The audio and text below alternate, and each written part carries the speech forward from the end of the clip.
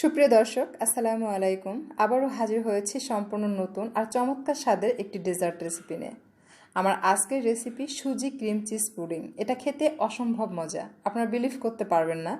এটা এতটাই মজা, সুজির বিভিন্ন ধরনের ডেজার্ট আমি খেয়েছি, বাট এটার মতো মজার ডেজার্ট আমি কখনো খাইনি। এটা এতটাই মজার ছিল।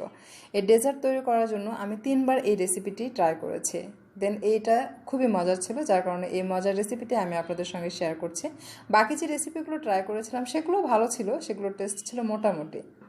তো আমার কাছে এটা এতটাই ভালো লেগেছে, আমার কাছে মনে হয়েছে যে আমার খাওয়া যত সুজির ডেজার্ট রয়েছে তার মধ্যে এটা শ্রেষ্ঠ। তো আমার কাছে খুবই ভালো লেগেছে, আশা করছি আপনাদের কাছেও ভালো লাগবে। তো আপনারা চাইলে কিন্তু ট্রাই করে দেখতে পারেন। আমার ভিডিওটি যদি আপনাদের কাছে ভালো লাগে শেয়ার করে রাখবেন। তো চলুন তাহলে দেখে নিন এই ডেজার্ট তৈরি করতে আমাদের কী কী উপকরণ লাগবে। আমি এখানে নিয়েছি 3 কাপ ফুল ক্রিম তরল দুধ। আমি প্যাকেটের দুধ নিয়েছি, আপনারা চাইলে গরুর দুধ নিতে পারেন, সেক্ষেত্রে জাল করে নেবেন। দিয়ে দিচ্ছি সুজি হাফ কাপ। এটা কিন্তু ভাজা না, জাস্ট প্যাকেট থেকে আমি নিয়েছি বের করে। আর এখানে আপনার নিয়েছি গুঁড়া দুধ হাফ কাপ। আমি দুধটাকে ঘন করার জন্য গুঁড়া দুধ অ্যাড করে দিলাম, তবে আপনারা যদি গরুর দুধ দেন তাহলে কিন্তু জাল করে ঘন করে নিলেও চলবে। দিয়ে দিলাম এলাচের গুঁড়া হাফ চা চামচ, খোসাটা বাদ দিয়ে শুধু বীজটা গুঁড়া করে নিয়েছি। আর দিয়ে দিচ্ছি স্বাদ মতো লবণ, অর্থাৎ 1 চা চামচের 4 ভাগের 1 ভাগ দিলাম। সুগার দিয়ে দিচ্ছি আমি হাফ কাপ, অর্থাৎ চিনি আমি হাফ কাপ ব্যবহার করলাম। দিয়ে এটাকে খুব ভালোভাবে মিক্স করে নিতে হবে।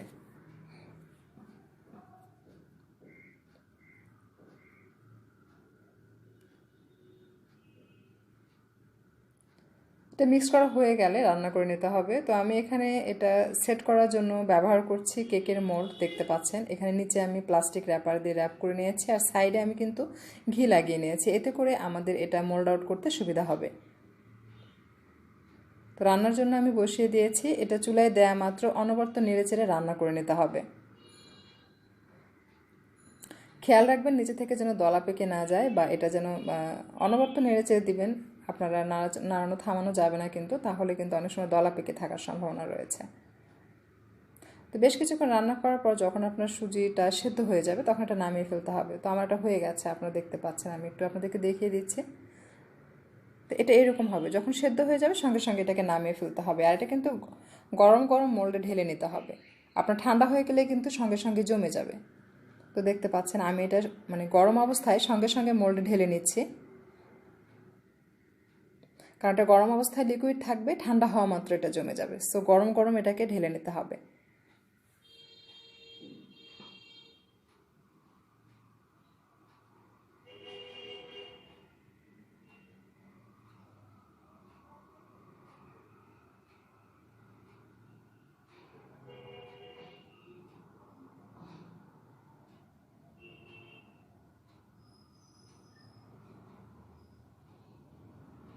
এখন এটা হালকা হাতে একটু ট্যাপ করে নিচ্ছি। তো এটা এই অবস্থায় থাক। এখন আমরা তৈরি করব ক্রিম।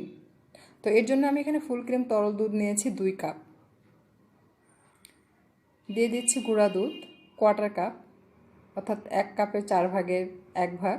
দিয়ে দিচ্ছি হাফ টিন ডানো ক্রিম। ডানো ক্রিমটা অবশ্যই দিবেন, কারণ এটার জন্য কিন্তু এটা অনেক বেশি টেস্টি হয়। তো অনেকে আছেন যারা ডানো ক্রিম সংগ্রহ করতে পারবেন না, তারা চাইলে দুধে সর দিতে পারেন। আর দিয়ে দিলাম এখানে আমি ময়দা 3 টেবিল চামচ, কর্নফ্লাওয়ার দিয়ে দিচ্ছি 2 টেবিল চামচ, দিয়ে দিচ্ছি লবণ 1 চিমটি। লবণ বেশি দিবেন না, কারণ ক্রিম চিজ ব্যবহার করবো সেটাতে লবণ থাকে। তো এখানে দিয়ে দিচ্ছি আমি অর্গানিক ভ্যানিলা এসেন্স। আপনারা চাইলে এমনি যে ফস্টার ক্লার্কের ভ্যানিলা এসেন্স আছে সেটাও দিতে পারেন, তবে সেক্ষেত্রে বেশি দিতে হবে। আমি এখানে 1 চামচ অ্যাড করলাম, এটার ফ্লেভারটা অনেক বেশি স্ট্রং হয়ে থাকে। আর দিয়ে দিচ্ছি ক্রিম চিজ। আমি এর আগে আপনাদেরকে দেখিয়েছি যে কিভাবে ঘরে আপনারা ক্রিম চিজ তৈরি করবেন, সেটার উপরে একটা ভিডিও অলরেডি আপলোড দেওয়া আছে, আপনারা চাইলে দেখে নিতে পারেন যারা এখনও দেখেননি।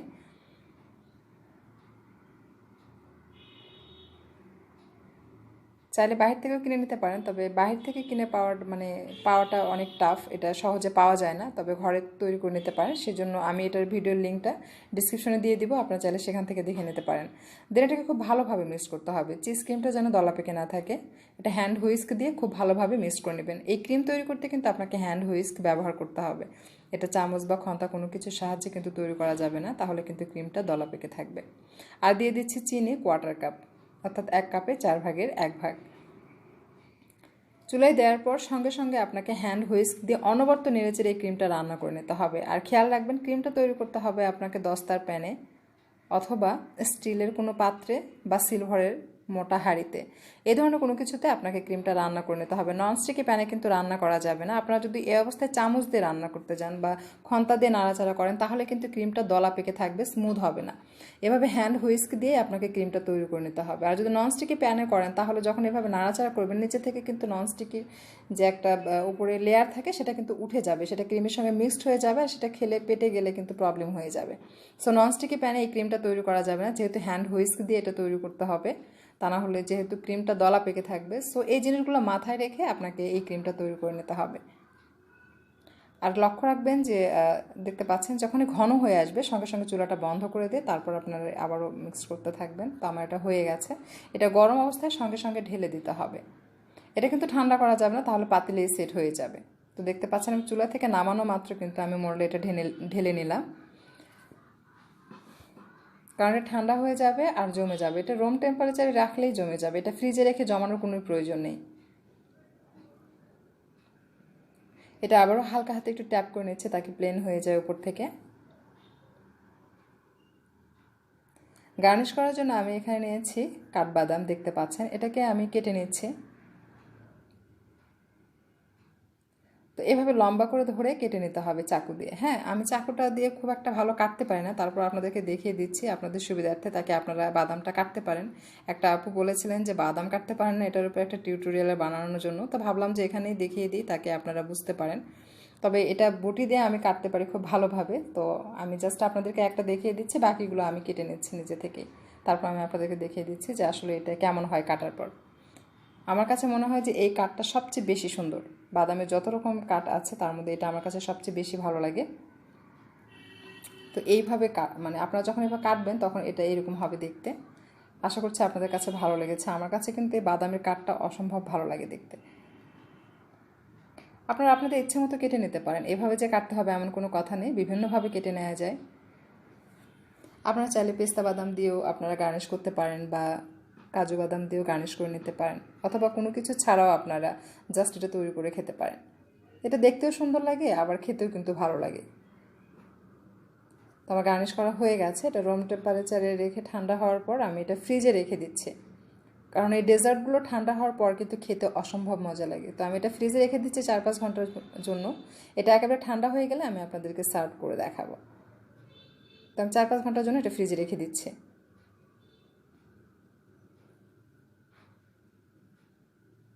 তো দেখুন ঠান্ডা হওয়ার পর আমি ফিরে এসেছি। আমি এখন আপনাদেরকে এটা মোল্ড আউট করে দেখাচ্ছি।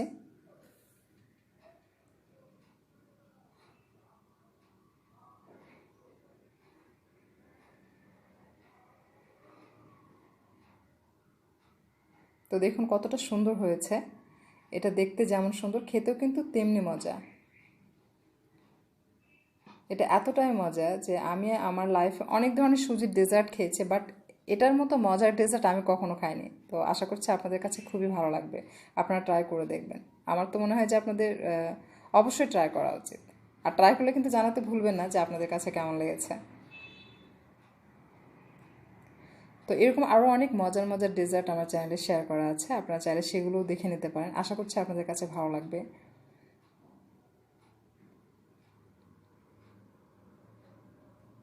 তো আমি এটা তুলে নিচ্ছি এখান থেকে।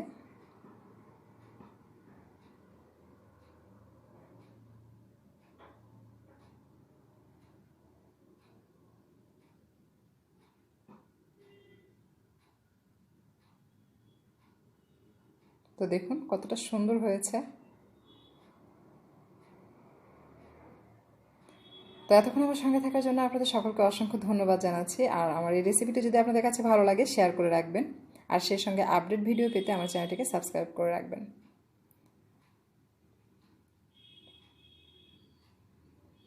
আর পাশে যে বেল আইকন দেখতে পাচ্ছেন সেখানে ক্লিক করে রাখবেন, এতে করে যেটা হবে আমি ভিডিও আপলোড দেওয়া মাত্র সঙ্গে সঙ্গে আপনারা নোটিফিকেশন পেয়ে যাবেন। তো এই ছিল আজকের রেসিপি। আবারও হাজির হব পরবর্তীতে নতুন কোনো রেসিপি নিয়ে। সে পর্যন্ত ভালো থাকবেন। আজকে বিদায় নিচ্ছে। খোদা হাফেজ।